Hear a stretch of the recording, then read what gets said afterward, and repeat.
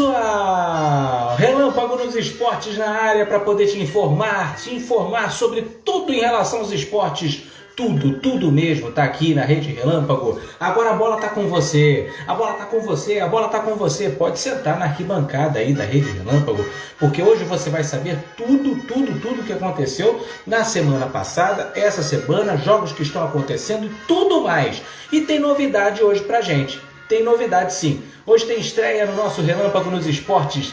Tem o nosso companheiro, o nosso comentarista. As notícias vão ser dadas aqui, como já habitualmente a gente faz. E vai ter, claro, os comentários de quem sabe muito da bola. É o nosso Paulo Nunes, que na verdade não é o Paulo Nunes, não. Na verdade é ele. Alexandre Valente está aqui com a gente.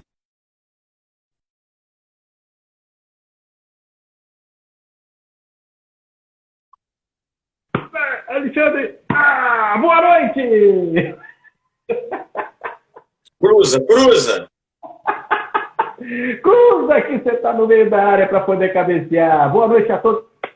Roberto Dantas está aqui com a gente, rapaz. Olha ele aí, Robertinho. A galera toda que está aí. Olha o Alex Amorim. Boa noite, espero ser entrevistado por você sobre o trabalho ambulante. Sim, vamos chamar o Alex Amorim. Gente, esse é o Alexandre Valente, que estreia hoje no Relâmpago nos Esportes, comentando as notícias esportivas no Brasil e no mundo. Alexandre, seja bem-vindo, tapete vermelho para você. Uma boa noite, prazer, ansioso pela estreia, aquele frio na barriga que é normal, mas sei que a gente vai fazer uma boa temporada aí pela Rede Relâmpago. Opa, beleza, é isso que a gente espera informar a galera toda em relação aos esportes. E por que esse programa tão assim, às 23h30, o pessoal fica assim, 23, deixa eu... pronto, fixei comentário. Por que às 23h30? Porque tem jogo rolando aqui, ó. Tem jogo acontecendo ainda. Enquanto está rolando as partidas, você vai sabendo também os resultados. Por exemplo, na Copa Libertadores, o jogo está rolando aqui atrás, ó. Nacional do Uruguai 0, Argentino Júnior 0. Universidade Católica do Chile também vai vencendo o Atlético Nacional de Medellín por 1-0. Jogo importante. Os jogos estão nos 30 minutos, 32 minutos do primeiro tempo ainda. Até a gente terminar o programa, ainda não acabou o jogo, não. Vai estar na prorrogação, mas tudo bem. Vamos comentar lá, vamos fazer logo as primeiras notícias que estão ocorrendo. Primeiro de tudo, vamos dar boas-vindas também aos campeões estaduais. Alexandre, nós tivemos vários campeões estaduais essa semana, né, que passou. Então, vamos mandar um abraço aí para a galera que foi campeão estadual, para os times que foram campeões estaduais, fizeram campanhas magníficas e mereceram lá o caneco dos seus estados. Em Alagoas teve o CSA, em Amazonas teve o Manaus. Manaus foi campeão amazonense. Olha, nunca tinha ouvido falar do Manaus. Né? Realmente uma equipe que está chegando aí com muita força. Lá na Bahia, eu fiquei surpreso. Foi o Atlético de Alagoinhas. O que você quer falar sobre isso, Alexandre? Então, a gente passa por um ano muito inusitado, onde você tem clubes tradicionais grandes nos seus estados aí, onde eles são surpreendidos e ficam fora até de semifinais e oitavas de final, não vão bem nos seus estaduais, e aí a Bahia é um exemplo desse. Pois é, o Atlético de Alagoinhas foi lá e ganhou o Campeonato Baiano, gente. Olha que bacana. Nada contra, né? Mas ninguém esperava o Atlético de Alagoinhas fazer essa campanha e ganhar. Lá no Ceará, o Fortaleza conquistou o título no Distrito Federal, parabéns ao Brasiliense. No Espírito Santo, ninguém conhece o Campeonato do Espírito Santo. É até gente, pelo amor de Deus, futebol do Espírito Santo. Vamos levantar essa bola aí, pô. Há muito tempo já não se disputa nem Série A. Eu acho que só a Desportiva Ferroviária foi a última que jogou a Série A. E eu tinha ainda álbum de figurinha. O Real Noroeste foi o campeão capixaba. O Grêmio Anápolis foi campeão goiano. Parabéns ao Sampaio Corrêa, também campeão do Maranhão. O Cuiabá, campeão do Mato Grosso. A Costa Rica, olha, não é o país não, Alexandre. A Costa Rica foi campeã do Mato Grosso do Sul. Você tinha ouvido falar desse time, não? Tô anotando. Fiquem ligados, porque eu acho que são as equipes que vão começar a serem mostradas aí para o país, né? Eles vão disputar Série B, Série C, algumas Série C também. Parabéns para o Galo, campeão mineiro lá em Minas Gerais. Nós temos o Paysandu, campeão no Pará. O Náutico, campeão depois de muito tempo, campeão lá em Pernambuco. Parabéns ao Náutico. O Altos foi campeão no Piauí. Aliás, o Altos É um time que tem que tomar cuidado com ele, viu? Já fez uma Copa do Nordeste sensacional e agora foi campeão piauiense. Alexandre, eu acho que o Altos não vai ficar muito no baixo, não. Vai ficar Altos. Só foi péssimo. Não, mas segue. Ninguém percebeu. Vamos para a próxima. O Flamengo foi campeão aqui no Rio de Janeiro. No Rio Grande do Sul foi o Grêmio. Em Sergipe foi o Sergipe. Em São Paulo foi o São Paulo. E esses foram os campeões estaduais. Beijos e abraços e parabéns a todos os campeões estaduais de 2021. Vamos à notícia do Flamengo. O Flamengo e Gerson, né? O Gerson foi vendido, rapaz, para o Olympique de Marseille. A negociação está lá rolando, mas ainda não teve final. Só vai ter final a partir dessa sexta-feira. A diretoria rubro-negra ainda analisa detalhes da última proposta do clube francês pelo jogador, mas deve ir embora, eu acho. A expectativa é que aguardem o jogo contra o Vélez, que vai ser amanhã, para poder fazer a finalização formal. Alexandre, o que você acha desse fuzuê todo, dessa contratação? É coisa do Sampaoli ou... Não, então, eu acho que principalmente o Flamengo está sendo muito inteligente. Eu acho que o Gerson já teve numa fase melhor e acho que ele já foi mais o cérebro daquele time ali. Eu acho que hoje o Flamengo consegue vender ainda ele em alta e não vai fazer tanta falta, não. Eu acredito que ele já fez mais falta. Eu acho que o Gerson hoje não é tão protagonista do time do Flamengo mais, não. É verdade. Ele tem caído um pouquinho, tanto ele quanto o Everton Ribeiro, né? A gente tem sentido um pouquinho que eles recuaram um pouquinho e tal, não estão jogando mais isso tudo, não. Mas vamos ver. De repente pode ser lembrado pelo Tite, né? Porque o Gerson joga uma bola do caramba, né? Quando ele está bem, quando ele está em boa fase, ele merece até servir a nossa seleção.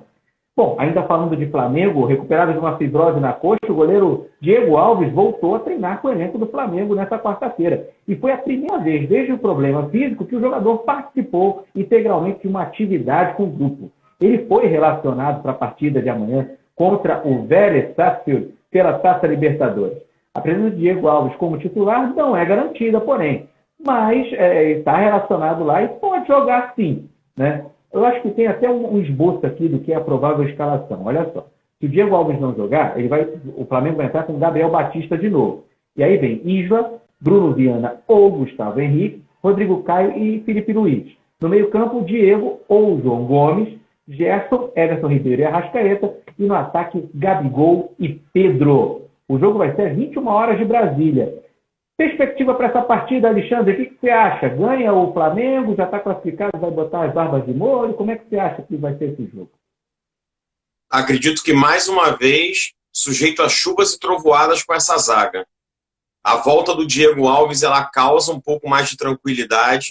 O goleiro ainda não inspira confiança, nem o Gabriel, nem o Hugo. Eu acho que são dois jovens aí que podem vir a despontar daqui a um tempo, mas precisam de sequência e eu acho que estão queimando algumas etapas com eles. Eu acho que o Flamengo podia ter investido, talvez, em um goleiro reserva ali para a ausência do Diego. Acreditaram muito no Hugo, o Hugo não foi bem, apostaram no Gabriel meio que de emergência e acho que estão queimando etapas dos dois garotos e, para variar, a zaga, além do Rodrigo Caio, ainda não se achou o companheiro ideal do Rodrigo Caio. Acho que nenhum das opções que hoje o Rogério Ceni tem, até a improvisação do Arão, não passam 100% de confiança. Pois é, bem triste isso, né? Tantos zagueiros não conseguem achar a formação ideal. Coitado do Rogério. Vamos comentar aqui, olha aí, ó, Daiana dos Santos, nossa parceira, a sexóloga Daiana dos Santos, que vai estar com a gente aqui sexta-feira no Sexo Relâmpago. Beijo! Michael Benetton, que participou da Liga dos Canais. Aliás, a Liga dos Canais vai ficar conhecidíssima, né? Criada pelo Roberto Dantas, ficou muito legal. Ele diz que times pequenos estão ganhando dos grandes. É isso mesmo, parece uma tendência, hein? A Daiana diz, o amigo passando para dar um oi, só para dizer um oi, tenha uma ótima semana, abraço, obrigado. Roberto Dantas faz um comentário, nosso querido Roberto Dantas. Uma pena que o Gerson saia do Flamengo para jogar em um time pequeno da Europa. Pô, realmente, hein? Ele tem vaga no Barcelona, hein? Tem vaga no Real Madrid, com certeza, hein? Acho também. Eu tô passando aqui, meu Deus, está pifando o negócio. O Michael dizendo, também acho, Dantas, trocar o Flamengo podia virar uma seleção. É verdade. Bom, beijo pro Diego Braga aí, goleirão do Madureira. Foi goleiro do Madureira em tantos anos. Sensacional, meu primo. Vamos para as notícias do Vasco da Gama. 3 meses após o rebaixamento, o Vasco inicia essa semana sua caminhada na Série B, com um elenco bem diferente. Desde a última rodada do Brasileiro, em 25 de fevereiro, 9 jogadores chegaram e 13 saíram. Uma reformulação rápida ocorreu, mas que foi feita de forma gradual ao longo dos meses e contou com o apoio de jovens talentos que subiram da base. Apesar de ser um processo em andamento, é inegável que o clube começa a segunda divisão com uma nova cara. A estreia vai ser contra o Operário do Paraná. É isso? Operário do Paraná. No próximo sábado, 11 da manhã, em São Januário. Alexandre, o que você espera do Vasco? O Vasco, muito apoiado pelo dirigente, pelo Pássaro, né? Ele buscou alternativas criativas, buscou jogadores com um pouco de tarimba de Série B, e eu acho que o Vasco vem um pouco mais competitivo. Embora, já falado até por nós em outras lives, em outros momentos, eu acredito que os times que já estavam na Série B são os que vão começar melhor. Mas eu vejo o Vasco, pelo menos em comparação ao Botafogo, por exemplo, um pouco mais competitivo, acho que tem uma cara, já tem uma espinha dorsal. É natural que comece com uma determinada escalação e vá mudando ao longo da competição. Dificilmente é o time que começa, é o que se firma, vão ter novas alternativas. Está trazendo centroavante novo, está trazendo um homem de meio campo novo. Ainda vão existir contratações ao longo da competição, não tem jeito. Mas acho que vai ser uma Série B bem difícil. Vai ser casca grossa. Vai ser sim. Olha, aí tem que se cuidar o Vasco da Gama para poder subir logo, caramba. Para a gente ter mais times grandes aí, times tradicionais, né? Que não deveriam estar onde está. Bom, enfim, o Vasco tem história danada. E falando de história do Vasco, nessa quarta, o Conselho Deliberativo do Vasco voltou a conceder a Pelé o título de sócio honorário do clube. Conforme divulgado em nota oficial, a decisão parte da premissa de que o rei do futebol se declara vascaíno desde a infância. O Vasco foi a vítima do 1000º gol do Pelé, marcado enquanto ele defendia o Santos no Maracanã. O rei atuou com a camisa Cruz Maltina, num torneio do Morumbi, em 1957. Você sabia? Pois é, aqui é Você Sabia, lembra disso? Além de notícias do Vasco da Gama, há 4 dias da estreia, né, da Série B, o Vasco também anunciou o seu 10º reforço para a temporada. Trata-se do volante Michel, que conquistou títulos de peso e se destacou com a camisa do Grêmio. Ele chega por empréstimo até o fim da temporada. Você acha que o Michel pode dar algum ruído ali no meio-campo, Alexandre?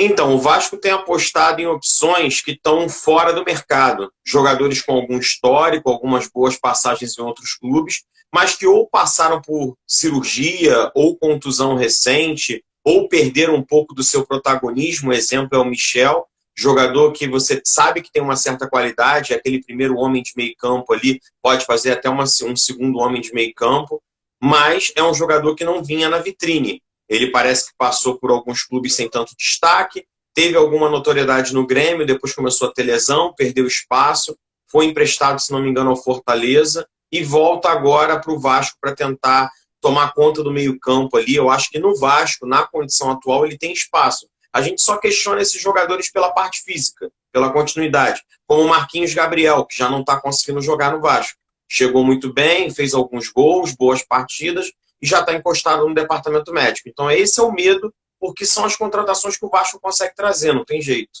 São apostas, na verdade. Pois é, tomara que dê tudo certo. O Roberto está colocando aqui, o Operário vai dar trabalho, o Vasco que se cuide. Vamos ver o que vai acontecer aí. Eu estou curioso para saber essa estreia do Vasco na Série B. Bom, gente, vamos dar uma repassada aqui nos placares que estão ocorrendo. Taça Libertadores até agora nada de gol. 0-0 entre o Nacional do Uruguai e o Argentino Júnior. O jogo está aos 44 minutos do primeiro tempo. Está terminando o primeiro tempo lá. O Universidade Católica já está dando uma boa lá. Está jogando em casa 1-0 contra o Nacional de Medellín. 1-0, está vencendo a sua partida. Muito bacana. Essas são as duas partidas mais importantes. Tá? Tem 2 partidas ocorrendo lá nos Estados Unidos. Vamos falar os placares, vamos lá. O Austin Bold está vencendo o Real Monarchs por 1-0. O jogo está terminando. E lá, ainda com 40 minutos do primeiro tempo, o Toronto está perdendo para o Tucson por 2-1. É a Major League. Vamos falar do Fluminense, que ontem conseguiu a classificação contra o River Plate. Flusão conseguiu vencer no Monumental de Nunes por 3-1. Aí o pessoal vai falar, mas o River vem da Covid, os jogadores estavam com Covid, estavam molinhos, e foi fácil para o Fluminense. Bom, seguinte, vence quem está melhor. Se não tivesse melhor, o Fluminense, né? O Fluminense ganhou, 3-1, beleza, levou. está classificado com moral para as oitavas de final da Libertadores. Com grande atuação lá no Monumental de Nunes, principalmente no primeiro tempo, o time do técnico Roger Machado venceu o River Plate por 3-1 no dia do aniversário de 120 anos do clube, do River Plate. Garantiu a sua vaga na fase em primeiro lugar do grupo D. Apesar da derrota, o River também avançou, não teve problema nenhum. Os gols, vamos lá, Iago Felipe, Caio Paulista peraí, me perdi aqui. Iago e Nenê, Iago Felipe e Caio Paulista. Para o River Plate, o Girotti fez o gol. O que você achou dessa classificação, Alexandre? Merecida? Destaque para o Fred, com 2 assistências. Trabalhou de garçom o Fred na noite de ontem. E os vovôs vêm representando. Fred e Nenê, muito se esperava que eles não fossem aguentar a batida, por exemplo, de uma Libertadores. Eles têm jogado com experiência. O Nenê fez gol, o Fred deu 2 assistências. E eu vejo que o Roger está conseguindo muito girar o elenco. Ele consegue fazer um revezamento ali, Casares-Nenê. Um joga um tempo, o outro joga outro. E aí, quando ele pega o time adversário cansado, ele entra com uma surpresa, uma dinâmica de jogo diferente. O Caio Paulista, que por tempos foi muito criticado pela torcida do Fluminense, vem sendo decisivo em alguns momentos, está ganhando espaço nesse time. Então, assim, parabéns, torço muito para o Roger. A gente fala muito dos técnicos da nova geração e acho que o Roger já se consolida como um técnico de ponta e tomara que desempenhe um ótimo trabalho no Fluminense. Eu acho que o Fluminense tem tudo para dar um voo alto aí na Libertadores. Está fazendo muito bem mesmo, Roger. Boa campanha. E falando do Fred também, ele foi destaque na imprensa argentina. Ele repercutiu a derrota do clube local e exaltou a classe de Fred. Além disso, os jornais do país também ligaram alerta para a classificação milagrosa do River Plate. Graças ao empate do Júnior Barranquilla, no outro duelo do grupo D, o River conseguiu se classificar. E o Fred foi notícia lá em toda a imprensa argentina pela partida que fez. Sensacional.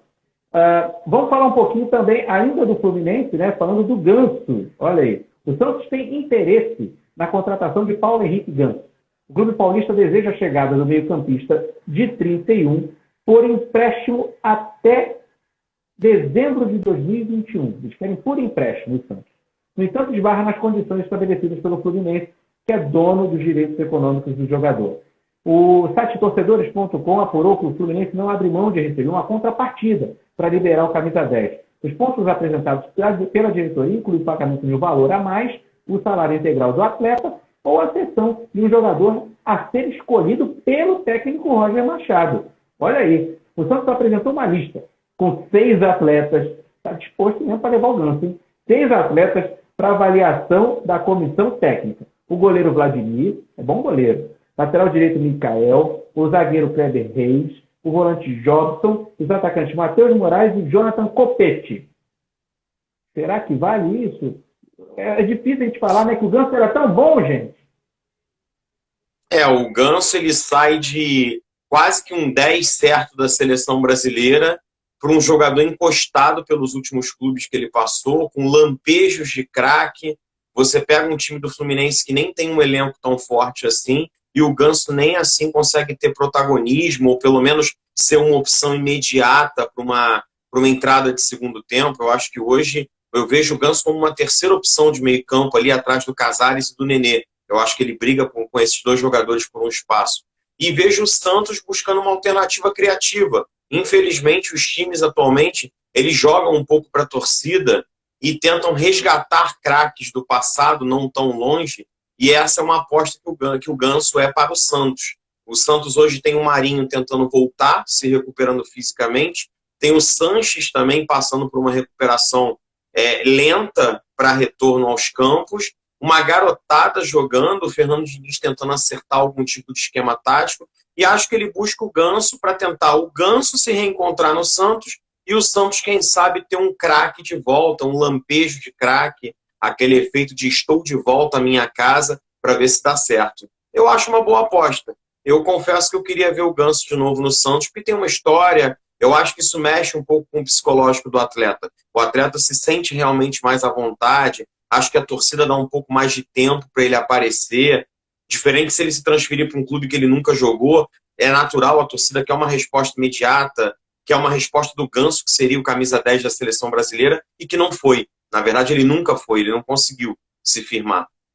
Pois é uma pena, né? Ele está reserva lá do Fluminense e ele realmente pode ser um cara titular no Santos e arrebentar aí. Quem ganha é o futebol, né? Quem ganha somos nós que vamos ver o Ganso jogar, de repente fazer jogadas sensacionais como fazia antigamente.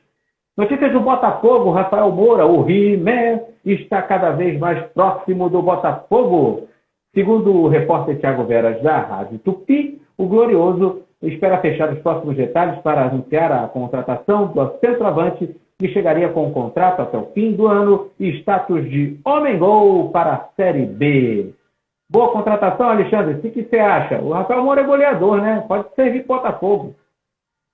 Então, eu tenho acompanhado um pouco nas redes sociais, a torcida não está muito satisfeita com essa contratação, não. Embora eu ache, além de um homem-gol, que o Botafogo hoje não tem, ele aposta em garotos, na verdade, eu acho ele uma referência para um elenco tão jovem.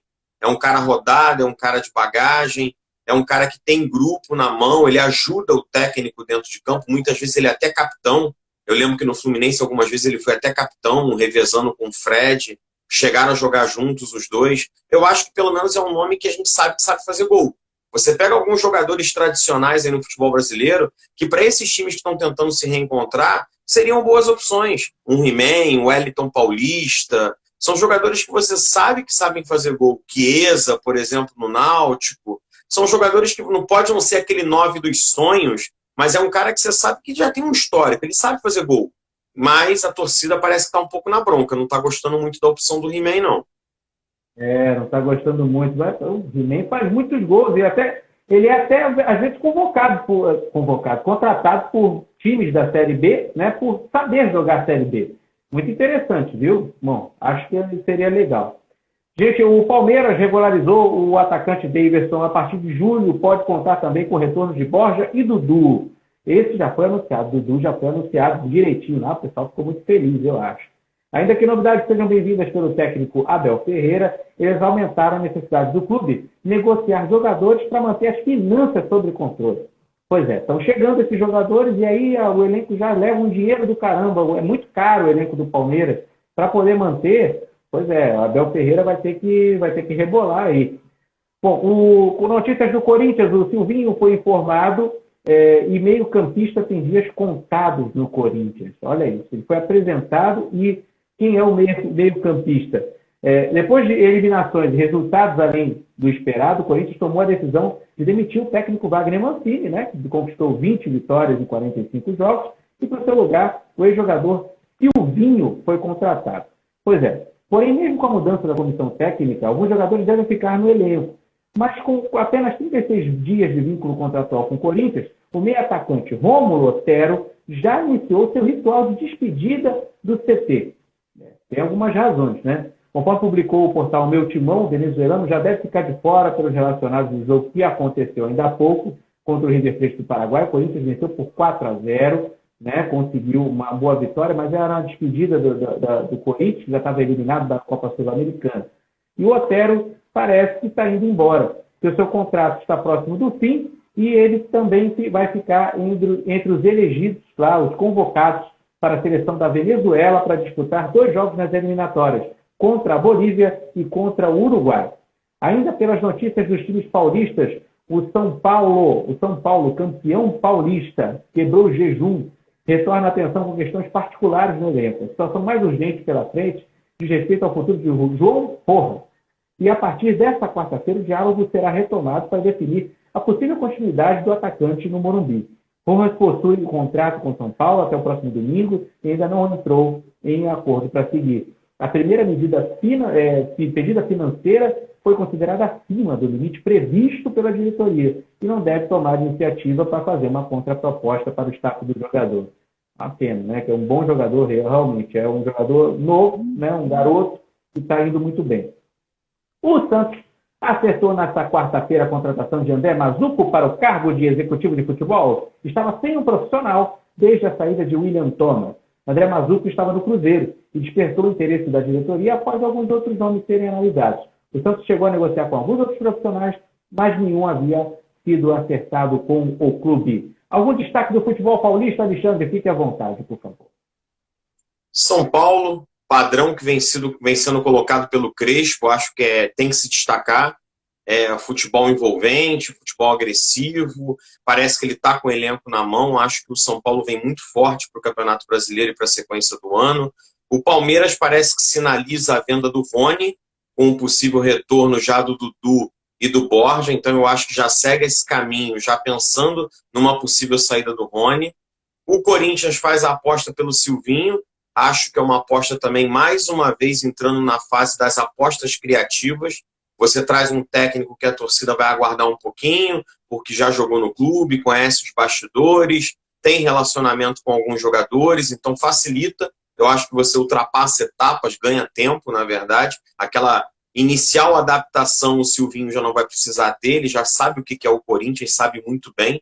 É um cara que já foi multicampeão, já passou por situações ruins e situações boas, então acho que é uma boa aposta também.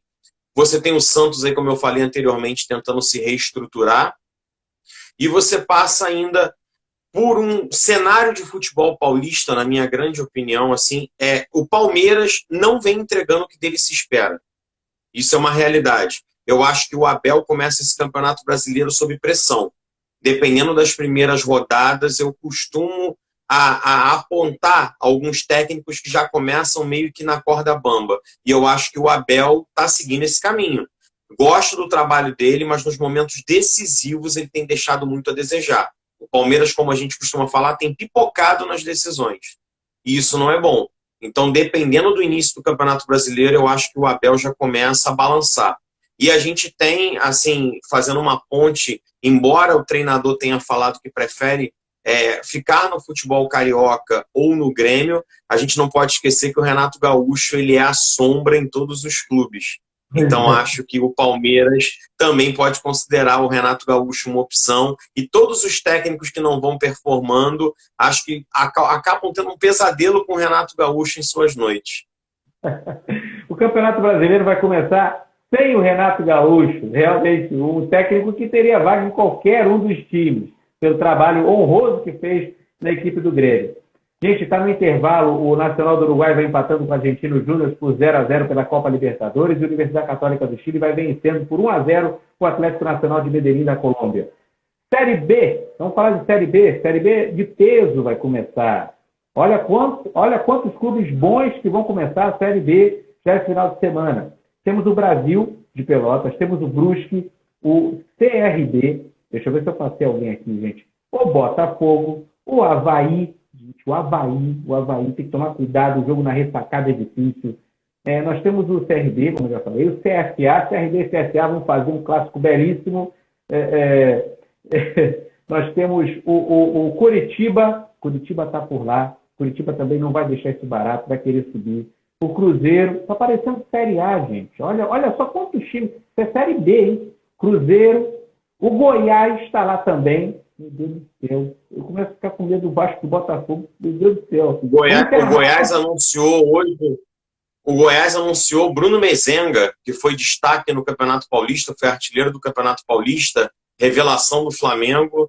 Vem com Bruno Mezenga aí no comando do ataque. O garoto, ex-garoto, né, que agora não é tão garoto assim, está querendo protagonismo, está querendo buscar seu espaço no futebol brasileiro. Pois é, gente, que doideira. É só timão, gente. O Guarani está por lá, o Londrina está fazendo um trabalho belíssimo, o Náutico, o atual campeão pernambucano, o Operário foi semifinalista do Campeonato Paranaense. A Ponte Preta, claro, dispensa comentários, sempre é candidata a poder subir, né? A gente tem o Remo também super forte, né? lá no norte, o Sampaio Corrêa, que já está beliscando vaga aí, já não é mais aquele Sampaio Corrêa que só caía, não, cara. Sampaio Corrêa que tenta a quarta vaga ali, pelo menos. E o Vasco da Gama e o Vila Nova. Vamos esperar uma Série B competitiva. Olha, a mais esperada de todos os tempos, que começa nessa sexta-feira, com alguns dos principais clubes do país, né? E tem alguns jogadores também que merecem destaque, viu? Um deles já foi falado aqui pelo nosso comentarista. Aqui só tem os melhores parceiros da Rede Relâmpago. Nós temos o melhor recrutador do Brasil, que foi ontem no Job Relâmpago. As melhores sexólogas lindas, maravilhosas aqui no Sexo Relâmpago. Tem as melhores doutoras de saúde, Tatiana Pagung e a Flávia Temer aqui no Saúde, etc. Tem o melhor cara que fala de cultura, o nosso Rubens Evaldo Filho, o Glaucio Schuller para falar de cultura. E agora, estreando Alexandre Valente. Eu fiz igual o cara do UFC, né? Alexandre Valente. Para ter ideia, ele já falou de um centroavante aqui, a gente notou, olha, o Chiesa do Náutico é um dos destaques dessa Série B. Né? Tem que tomar cuidado com ele. Tem o Felipe Gedossi do Remo também, tem o Simon do Vila Nova, vai pegar o Botafogo agora, sexta-feira, ai. O De La Torre do CSA marca muitos gols. O Wesley do CRB, todos merecem destaque, viu? Léo Gamalho do Curitiba, o cara tá metendo muito gol, tá fazendo muitos jogos. Léo Gamalho, eu sou fã do Léo Gamalho. Léo Gamalho é muito bom de bola. Tá no Curitiba lá, arrebentando. É o Ibrahimovic brasileiro. Thiago Alagoano no Brusque. Olha aí, gente, Aleph Manga no Goiás. Arrebentou no Volta Redonda, no Campeonato Estadual. Tem o Simão do Operário, tem o Betão do Avaí. Gente, essa galera aí, Alexandre, vem para ganhar mesmo, né? Não, e você não falou do Cano. O cara que é mortal ali na área. Pois é. Não, mas aqui estão falando de tipo assim, de clubes de médio para pequeno e tal, que vão lá para sim. O Vasco, o Botafogo e o Cruzeiro, né? Quem olhar assim no papel, pô, Vasco e Botafogo, então disputem uma vaga aí, só que vai restar. Mas depois da campanha do Cruzeiro, no ano passado, a gente já fica assim meio, caramba, tá difícil o negócio por lá. Ainda mais com essa galera aí, ó.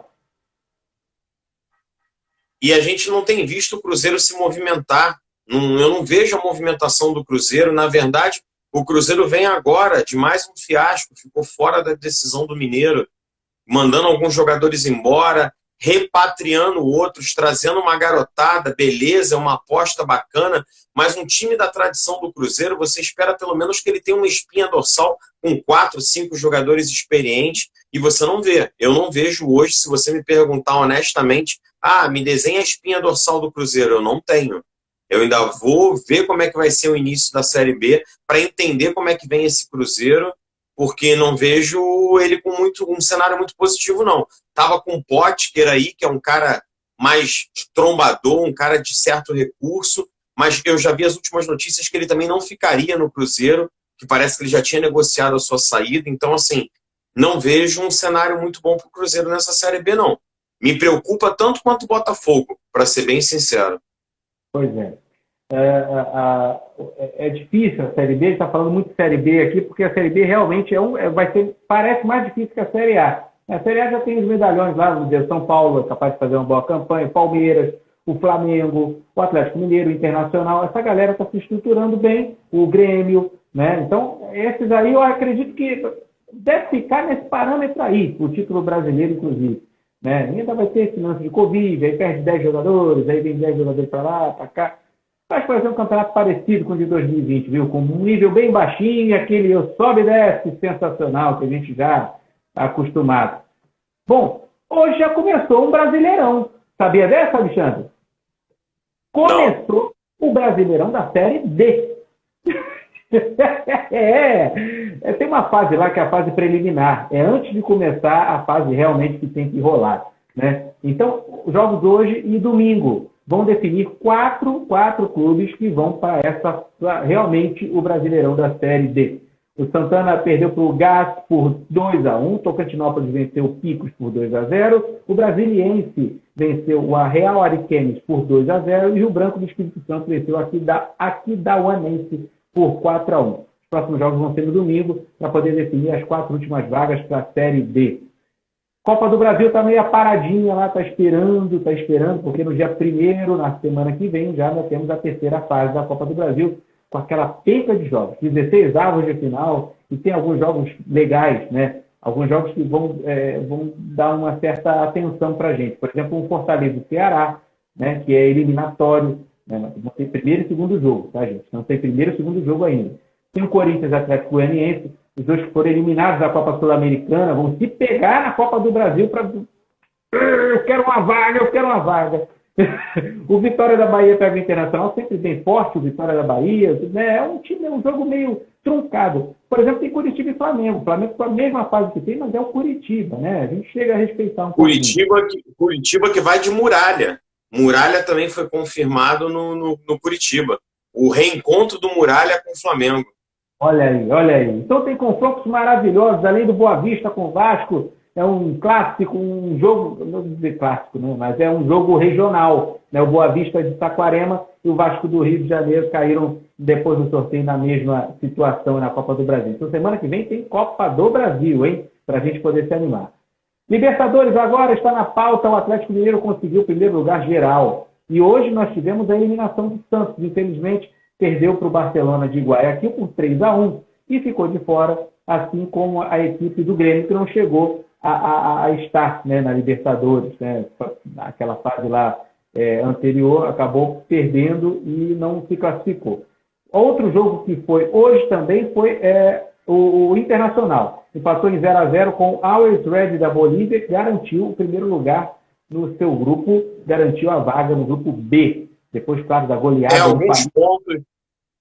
Alguns pontos aí, Vitor. O Galo vem com muitas opções dentro do seu elenco. Eu vejo hoje o Atlético Mineiro com até 3 jogadores para a mesma posição e começa a jogar um futebol muito bom de se ver. Eu vejo um futebol ofensivo, dinâmico. Eu acho que antes o Galo não oferecia competitividade. Hoje o Galo já está um time mais competitivo. E o Hulk se redescobrindo ali como falso 9, o Cuca começou a colocar ele mais fixado na área, ele vem sendo o artilheiro da Libertadores, acho que é um jogador contundente, não tem como não falar que o Hulk usa bem o jogo de corpo, né? Também se não usasse, seria uma redundância muito fraca, porque ele tem que usar o jogo de corpo e é um artilheiro, é um cara com uma tarimba, uma experiência a nível Europa, inclusive, que eu acho que o Galo está sabendo agora sim usar muito bem o Hulk, ele andou em crise aí no seu início. Eu vejo o Galo como um favoritíssimo a todas as competições que ele vem disputar. Sim, uma campanha belíssima, 16 pontos. Ele, em segundo lugar, ficou o Racing da Argentina com 14 pontos lá no grupo E. Né? E olha, 15 gols feitos e 3 tomados apenas. Só 3 gols sofridos. Uma bela campanha. Está competitivo. Pois é, 4-0 ontem no Lagoaíra, tudo bem, né? América de Cali e tal. Mas o Atlético em si, o Atlético está jogando muito bem. Então é um jogo bonito de se ver. Parabéns ao Galo pela campanha magnífica. Os outros clubes também se classificaram, tá? Os brasileiros todos se classificaram. Palmeiras, o São Paulo. Algum destaque além do Atlético Mineiro, ou Alexandre? Na verdade, na contrapartida disso aí, o Inter não vem apresentando um futebol tão convincente quanto de outrora. A gente vê alguns jogadores caindo um pouquinho de produtividade. O Edenilson, que terminou voando, não vem tão bem agora. Eu vejo o Edenilson caindo um pouco de produtividade. Ainda vejo o técnico do Inter um pouco confuso com algumas opções. Não sabe se usa o Thiago Galhardo como 9, não sabe se recua o Thiago Galhardo, se usa o Guerreiro, se usa o Yuri Alberto. Então, assim, eu ainda vejo o trabalho do Inter um pouco confuso. E é um baita elenco. A gente olha no papel, a gente sabe que o Inter entra na competição para poder competir, não, para poder ganhar, disputar títulos. E hoje você não vê o Inter com esse poder de decisão tão alto. Eu acho que o Inter tende a dar uma rateada aí, talvez também seja um dos clubes que possa ter uma troca de técnico aí. O Inter não está me convencendo muito, não. Pois é, uma pena, viu? Uma pena. O Internacional realmente se classificou com muito apertadinho. Eles fizeram 10 pontos, o Olímpia fez 9 e se classificou. O Olímpia se classificou por causa do saldo de gols. Menos 1, negativo 1. Porque o Deportivo Táchira estava com os mesmos 9 pontos e teve menos 3. Então o Deportivo Táchira foi pior do que o Olímpia do Paraguai. Também os dois se pegaram lá no Paraguai, rapaz. O jogo foi 6-2 para o Olímpia. O Olímpia também sapecou o Deportivo Táchira, porque era a única chance que tinha para se classificar. Isso acabou colocando o Internacional um pouco num céu de brigadeiro lá, porque bastou empatar em 0-0 com o fraco time da Bolívia, lá o Always Ready, em casa, no Beira-Rio. Tá difícil mesmo. Faço minhas as suas palavras, Alexandre. Sobrou para o Santos apenas a Copa Sul-Americana, pessoal. A Copa Sul-Americana era disputada, ela tem 8 grupos de 4 times. E só o campeão de cada grupo que vai para a próxima fase, que é o mata-mata, as oitavas de final. Aí você vai falar, Vitor, tá louco, oitavas de final são só 8, tem que ser 16. Tá, os outros 8 são os 8 terceiros colocados de cada grupo da Libertadores. Então vai ter um sorteio aí, vai remexer tudo mais, o Santos vai estar nesse bololô e vai se juntar ao Rosário Central, ao Independente. Nossa, só tinha um também, né? Bom, tem o Ceará conseguiu. Aliás, o Ceará joga amanhã também. O Ceará joga amanhã contra o Jorge Wilstermann, só para poder garantir o primeiro lugar do grupo. Tem que ganhar, hein, Ceará? Senão vai dar mal. O Atlético Paranaense está lá, líder do grupo dele, também tem jogo amanhã. Amanhã tem jogos decisivos para brasileiros, hein, na Copa Sul-Americana. O Atlético Paranaense vai enfrentar o Alcas. Já está praticamente classificado, mas um empatezinho é bom para poder garantir. Porque o Melgar, se ele vencer, ele consegue o mesmo número de pontos. O Corinthians fez vexame, depois de ter perdido 4-0 lá para o Peñarol, acabou eliminado. O Atlético Goianiense não conseguiu a classificação também. Para compensar, hoje ainda empatou com o Newell's Old Boys, lá na Argentina. O Bragantino, líder, 12 pontos, conseguiu se classificar. Surpreendente o Bragantino na Copa Sul-Americana, hein? O Grêmio ganhou 15 pontos, 5 jogos, 5 vitórias até agora, pode ir para a sexta vitória, amanhã enfrenta o La Equidad, que não está nem aí, não está nem quase para classificar. Alguma coisa para destacar na Copa Sul-Americana, Alexandre? Falando de jogadores marcantes nesses clubes aí, você vê o Diego Souza mantendo o futebol como 9, realmente se fixando como 9 do Grêmio. Você tem o Claudinho no Bragantino, você tem o Renato Kaiser no Atlético Paranaense, o garoto que veio da base aí do Vasco, andou por alguns clubes e parece que se encontrou de fato no Atlético Goianiense, e depois foi para o Atlético Paranaense. Alguns acharam que era boa fase, mas o garoto tem muito futebol, ele já era visto como uma grande revelação no Vasco, mas não se firmou por N situações, e agora no Atlético Paranaense vem bem, como sendo o cara de referência do Atlético Paranaense. Acho que são os destaques desses times aí. Muito bacana. Vamos torcer para a Copa Sul-Americana trazer um clube brasileiro campeão, né? Não é tão... E não podemos esquecer do Ceará com Jael o Cruel. O grande Jael. Eu lembro dele no Grêmio, rapaz. Libertadores acabando, o Renato me mete o Jael. Falando assim, caraca, o cara vai mudar o jogo. Esse é o Jael o Cruel. Sempre tem vaga para ele. Olha, ele briga internamente com o Felipe Viseu. O Ceará tem 2 opções de peso dentro do ataque. Pois é, super centroavantes. Gostam de fazer gol os dois, é verdade. São bons centroavantes, né? Jogador lá para a Europa. No sábado a gente tem a grande final da Champions, disputada no Estádio Dragão, lá em Portugal. Estádio do Porto de Portugal. 2 times ingleses, Manchester City e Chelsea. É um jogo só. Aí pega para capar, gente. Olha, quem ganhar campeão... Quem você aposta, Alexandre? Eu não aposto em ninguém. Eu acho que eu estou torcendo por Chelsea, vai. Então, eu vou então no Chelsea também. Eu já ia falar que eu vou de Chelsea, mas é o prêmio para hoje o futebol mais competitivo. Eu acho o futebol da Inglaterra hoje o futebol mais competitivo no mundo, e acho que é mérito ter uma final inglesa para coroar os investimentos, o futebol jogado, até para dar maior ainda visibilidade ao futebol da Inglaterra. Eu acho que é mérito, muito mérito. Isso aí, méritos para o futebol inglês, que realmente tem um campeonato muito forte e times muito fortes, muito bons, né, competitivos. O jogo é sábado, 3 da tarde, hein, pessoal? Não vai perder, hein? Jogão de bola, bom de assistir. Vamos para o vôlei agora, Alexandre. Está sendo disputada a Liga das Nações de Voleibol Feminino. O Brasil está indo bem, obrigado. Venceu o Canadá na primeira rodada. O jogo foi ontem, terça-feira, 3-1, sensacional. E hoje venceu a República Dominicana por 3-0. Amanhã tem Brasil e Estados Unidos às 14h30 para poder completar aí a terceira rodada da Liga das Nações de Voleibol Feminino. E você tem o Renan voltando, né? O Renan se recuperando aí da Covid, atuando, acho que já remotamente, parece que ele já vem falando com seus auxiliares. Graças a Deus, é uma figura do esporte, que todo mundo admira, que todo mundo torceu muito também, que ele esteja logo na beira das quadras aí podendo comandar a seleção brasileira, que sempre é referência no esporte mundial. Legal. E as meninas se preparando, né, para essa Olimpíada aí, que o Renan volte muito bem, que tenha muita saúde. Aliás, para todo mundo, né? Não sei de Covid, é meio complicado pra caramba. Gente, NBA agora é a notícia. Nós temos rolando lá nos Estados Unidos, né? Sabe como é que é o fuso horário lá? Está começando a partida agora, está no segundo tempo ainda.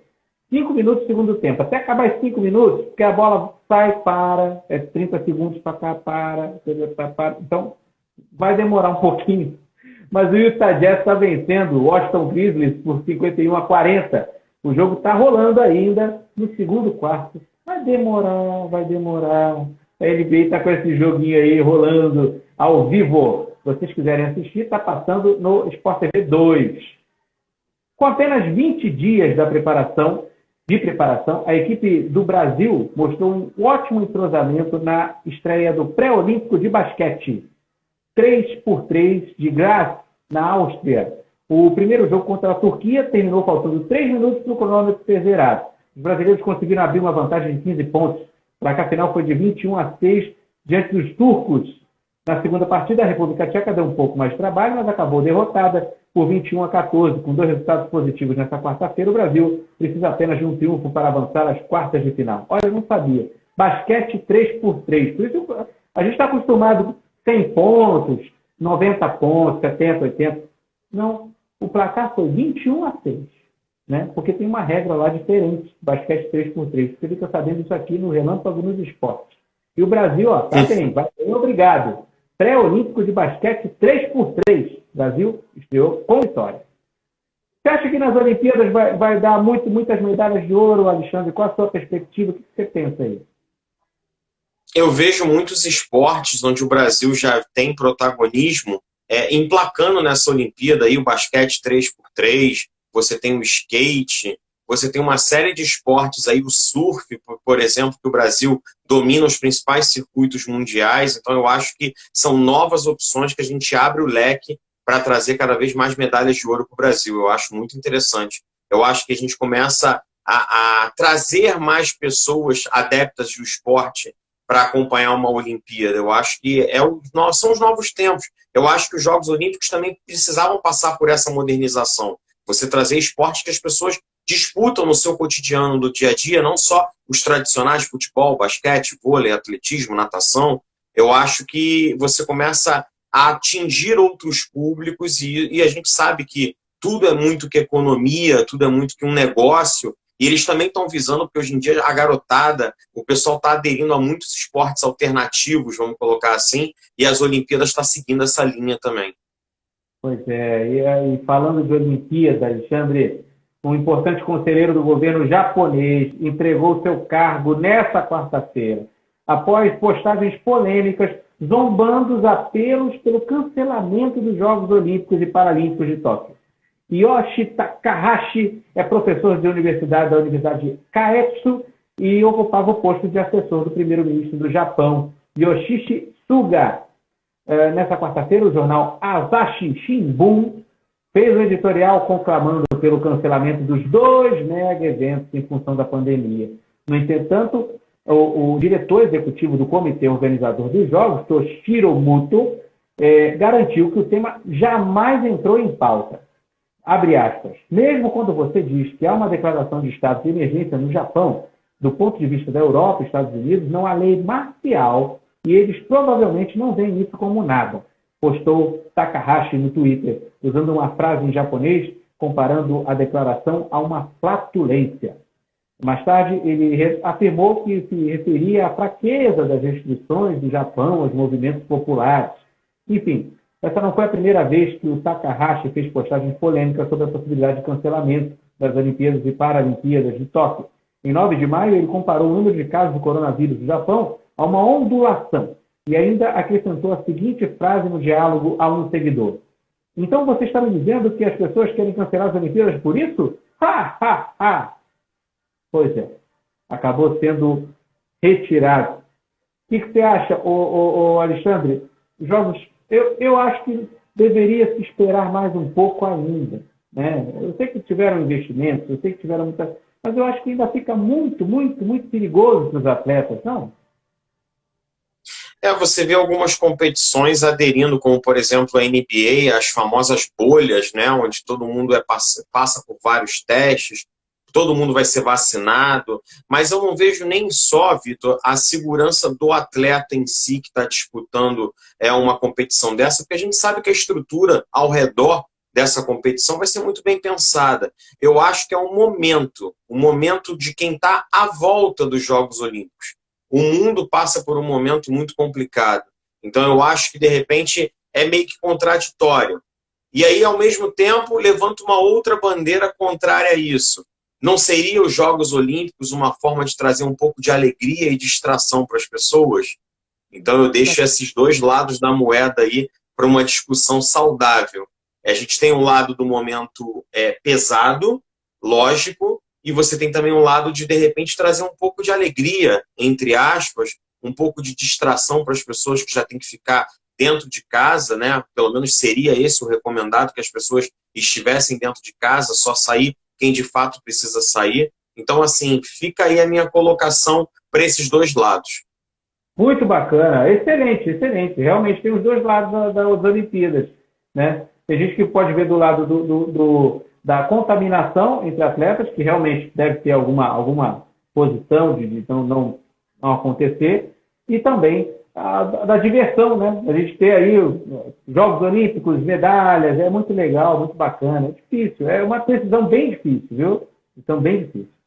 Boas notícias, a Guarda Municipal do Rio de Janeiro oferece aulas gratuitas de artes marciais e treinamento funcional no Parque Radical de Deodoro, na zona norte do Rio, na zona oeste do Rio, voltado para crianças a partir de 10 anos, jovens e adultos que moram na região. As aulas fazem parte do projeto Boa Guarda, que é gerido pela Coordenadoria de Ações Especializadas da Guarda Municipal do Rio de Janeiro. O nome do projeto faz referência a uma das posições de combate mais importantes da luta, que tem como foco a defesa. São oferecidas aulas de Muay Thai, Jiu-Jitsu, Judô e treinamento funcional no galpão que abrigava a estrutura da construtora Queiroz Galvão. Excelente a Guarda Municipal do Rio aí, aulas de artes marciais. Para você que estiver ligado, vá lá no site da Prefeitura e entre em contato para poder se cadastrar.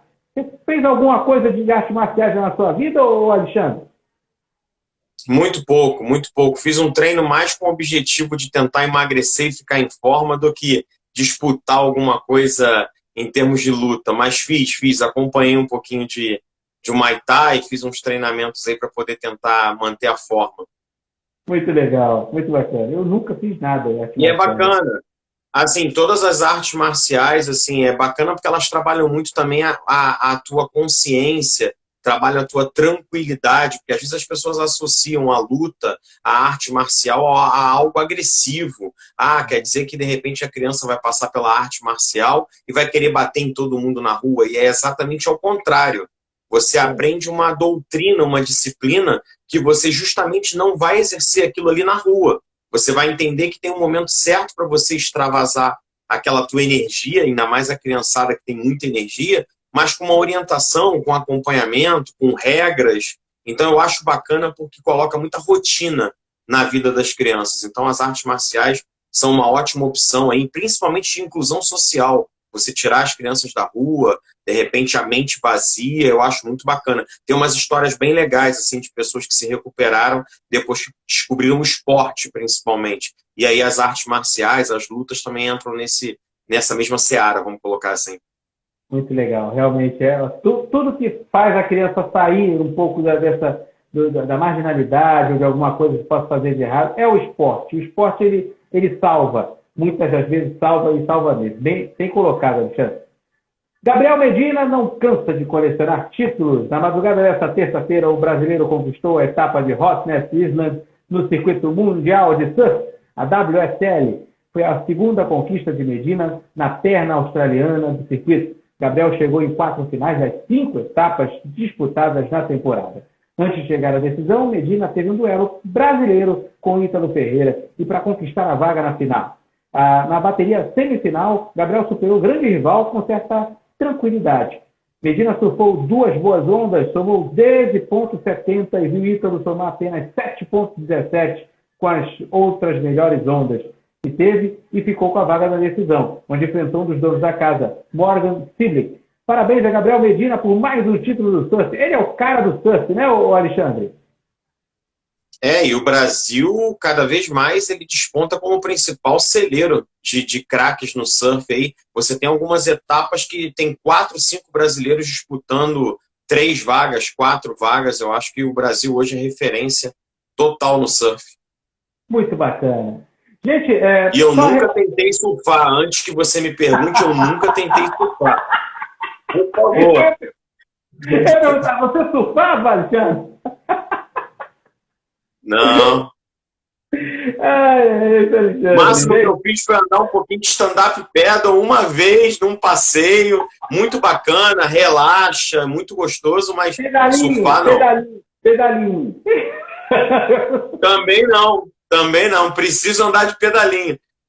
Esportes radicais, preciso pegar um esporte radical desse, pedalinho. Muito bacana. Gente, só repassando os placares da Taça Libertadores agora. O jogo está passando aqui, ó. 68 minutos, o Nacional do Uruguai vai empatando em 0-0 com o Argentino Júnior da Argentina, claro. E a Universidade Católica do Chile vai vencendo ainda o Atlético Nacional da Colômbia por 1-0. Os jogos estão faltando 20 minutinhos para terminar. Então está 25 minutos do segundo tempo, para ser mais exato. Na Costa Rica, o Herediano está perdendo para o Saprissa por 1-0. E nos Estados Unidos, o Tucson segue vencendo por 2-1 a equipe do Toronto FC. Gente, esse foi o Relâmpago dos Esportes. Alexandre, quer mandar um beijo, um abraço para alguém? Por favor, fique à vontade. Quero agradecer a todo mundo que entrou, que participou de alguma forma. A tua receptividade como anfitrião da casa aí, Vitor. É um prazer. Estreia. Comecei com aquele futebol meio travado, meio burocrático. Mas pode ter certeza que ao longo da temporada eu vou me soltando. E aí a gente vai fazer uma boa dobradinha aí na Relâmpago. Pois é, mas é com o tempo. Vai, a bola tá contigo, a bola tá com a gente, a bola tá com a Relâmpago. Vou jogar, cabeceia ela. E a gente volta na próxima quarta-feira, ao vivo para todo o Brasil. Para vocês que curtiram, um abraço, um beijo. Até a próxima quarta. Tchau, pessoal! Foi um prazer.